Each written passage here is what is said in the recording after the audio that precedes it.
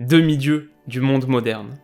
Êtres humains protégés, choyés, optimisés, car machines de performance et instruments commerciaux, les footballeurs mènent une existence à part et leur vie fascine, ou interroge. Comment comparer leurs jours aux nôtres? Quelles règles encadrent une semaine? Ces étoiles sont-elles vraiment libres?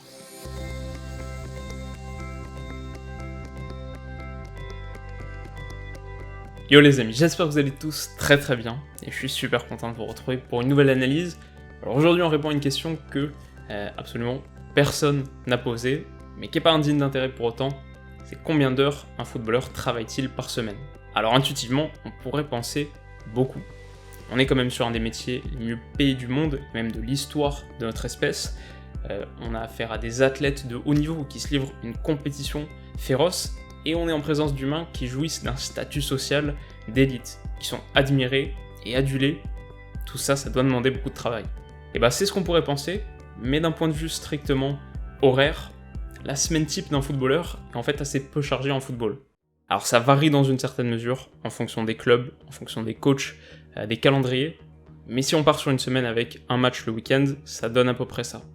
Match le samedi, donc environ 2 heures d'effort pour un joueur titulaire. La journée qui suit la rencontre, elle, est libre, pas d'entraînement.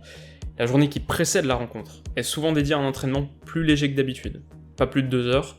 Le reste de la semaine, les entraînements dépassent rarement 4 heures. Et c'est en comptant le travail en salle, les séances vidéo, les soins, les massages, etc. Donc quand on fait le compte, on a 4 heures d'entraînement du lundi au jeudi, entraînement allégé le vendredi, match le samedi, repos intégral le dimanche, ça fait une semaine de 20 heures. Environ la moitié de celle d'un employé de bureau standard. Comment est-ce qu'on explique cet écart? Bah déjà il faut comprendre que cette représentation horaire est absolument inadaptée. Estimer que les moments d'effort physique intense, en l'occurrence match et entraînement, estimer que ces moments d'effort physique intense sont les seuls moments où le footballeur travaille, c'est une distorsion très malhonnête de l'activité d'athlète. Alors voilà une liste non exhaustive de tout ce que j'ai pu imaginer comme étant du travail indirect, entre guillemets, pour un footballeur professionnel.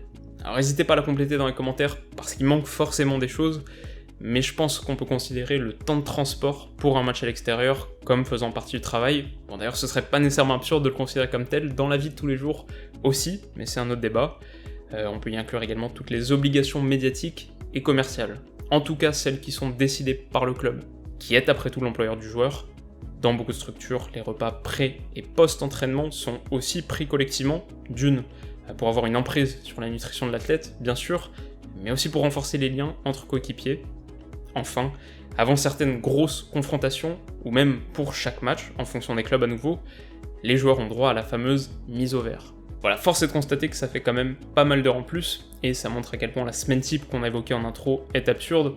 On a aussi passé sous silence ce qui est sans doute le facteur fondamental, le repos.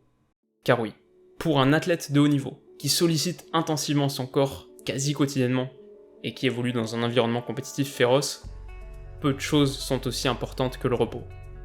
Nuit de 10 heures ou plus, sieste pluriquotidienne, les footballeurs sont des dormeurs professionnels. Et même au-delà du sommeil, le repos restreint considérablement leur activité. Alors je crois que c'est le footballeur irlandais Stephen Hunt qui en a le plus parlé, mais des choses basiques comme faire les courses le lendemain d'un match sont foncièrement découragées. Et hors de question de solliciter son organisme pour faire autre chose que descendre dans le salon et jouer à la console ou regarder la télé, ce qui pose forcément la question, à partir de quand est-ce que le repos devient du travail? À partir de quand est-ce que le repos est quelque chose que tu dois à ton employeur? Et à partir de quand est-ce qu'il devient une restriction de ta liberté? On peut d'ailleurs dire la même chose pour la nutrition, qui est au moins aussi importante que le sommeil, et qui demande d'agencer sa vie personnelle en fonction de son métier, et puis même au-delà du cadre hebdomadaire, et c'est quelque chose d'assez connu, mais en vacances, les footballeurs ont une longue liste d'activités interdites. Toutes les disciplines sportives, déjà, un foot entre potes par exemple, les sports d'hiver, évidemment, certains modes de transport aussi, comme les avions de tourisme. À moins d'obtenir une dérogation spéciale auprès de son président, ça signifie que même les vacances sont considérablement encadrées. Et puis enfin, à l'échelle d'une saison, il faut aussi comptabiliser d'autres choses qu'on n'a pas pris en compte dans le calcul hebdomadaire, la préparation estivale par exemple, avec des séances doublées et le plus souvent des stages de plusieurs semaines loin de chez soi, ou les compétitions internationales, en cours et en fin de saison. Donc voilà, quand on fait le compte in fine, on voit qu'on est bien sûr bien loin des 20 heures hebdomadaires, et dans cet environnement, en fait, ce serait sans doute plus pertinent de considérer non pas les heures de travail, mais les heures de liberté réelle. Les moments où le footballeur peut mener son existence, mener sa vie d'être humain, en oubliant toutes les obligations liées à son métier. Et je pense qu'on verra qu'il n'y en a pas beaucoup. Alors tout ça, vous l'aurez compris, c'est évidemment pas pour dire que les joueurs sont à plaindre. Si on oublie même le salaire, si on oublie même le prestige, le simple fait de pouvoir vivre de sa passion, c'est quand même quelque chose de rare. Et on peut aussi considérer que si tous ces sacrifices restreignent leur liberté, ils sont tout de même librement consentis. D'ailleurs, si on tente, comme on l'a fait dans cette vidéo, et assez périlleusement, de conjuguer la notion de travail et d'horaire à l'activité si particulière de footballeur professionnel, on doit aussi évoquer le fait que, quand une carrière est bien gérée, elle peut permettre de prendre sa retraite à 30 ans, en n'ayant plus à travailler un seul jour de sa vie. Ça mérite d'être souligné. En revanche, c'est aussi intéressant de se poser la question, à partir de quand est-ce que le footballeur travaille? Est-ce que c'est à partir du moment où il signe son premier contrat pro? Est-ce que c'est à partir du moment où il intègre un centre de formation? Peut-être à partir du moment où il tape dans son premier ballon? Voilà, on le sait, pour un footballeur professionnel, les sacrifices démarrent très tôt. Tenter sa chance dans cette grande loterie a un prix, et ça aussi, ça mérite d'être souligné. Voilà, en tout cas les amis, ça conclut à peu près cette vidéo. Comme vous l'avez vu, le but c'était finalement pas tant d'apporter des réponses très précises et très définitives, mais plutôt de se poser des questions sur ce qui est quand même fondamentalement une activité très particulière. Alors ça interroge aussi notre représentation du travail, qui dans son étymologie même entretient des liens significatifs et profonds avec la notion de souffrance, de labeur contraignant.